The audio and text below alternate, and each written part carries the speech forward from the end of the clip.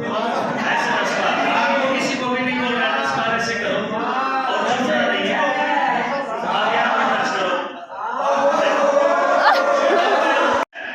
कई लोग ऐसे सोचते हैं कि एक जादू है, हाथ छोटा नहीं होता है। इसमें क्या है, जो बेईमानी करेगा ना वो तो फिर ऐसे करके ऐसे लगा देगा। नहीं, ये गारंटी है। आप कोई भी इस प्रयोग को खुद करके देखें, दीवार के पास, घर के पास, जैसे ये है। मैं इस वीडियो में आपको पूरा का पूरा कारण बताऊंगा। यहाँ पर है, अब देखना टच नहीं होगा। अब मैं ऐसे होऊंगा या ऐसे होऊंगा तो यहाँ पर है 10 बार मैं इस पर से करूंगा 7 8 9 10 11 12 13 14 15।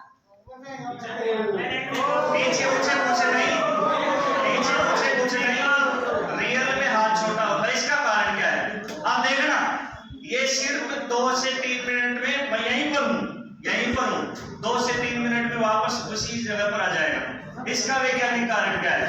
कल मैंने आपको हड्डियों के चैप्टर में बताया था टेंडन, यानी कि जो हस्ती और मांसपेशियों को जोड़ता है, और एक बताए थे लिगामेंट। तो यहाँ पर 2 कारण होते हैं इसमें। कई लोग इसको जादू बता देते हैं कि ये जादू की वजह से हाथ छोटा हो गया।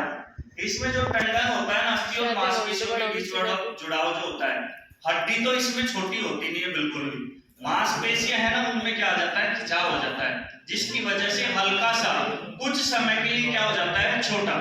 दूसरा कारण क्या है कि हाथ को अपन इस तरीके से एक्सरसाइज करते हैं तो यहाँ पर लैक्टिक एसिड की वजह से खिंचाव हो जाता है, और लैक्टिक एसिड के खिंचाव होने की वजह से कुछ समय के लिए हाथ ऐसा प्रतीत होता है कि छोटा हो गया। वास्तव में छोटा हो जाता है, हड्डियां छोटी नहीं होती। अब देखो, सिर्फ ये बात बताते हो मुझे 1 से 2 मिनट हो गई, मेरा हाथ वापस उसी स्थिति के अंदर आ गया।